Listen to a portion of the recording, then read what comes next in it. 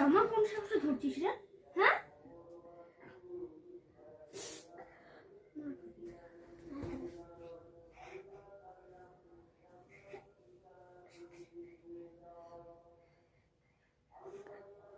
মুখ দেখাবো, মারতে পারছে না।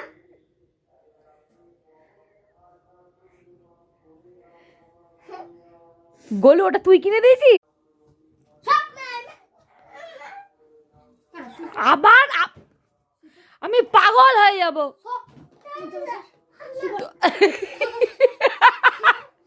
আমি বিউটিকে ফোন করছি, দাঁড়া বলছি।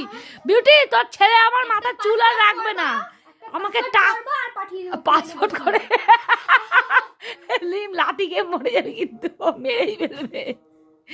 বল, এই বলটা আমার বাড়ি, বল ছাড়।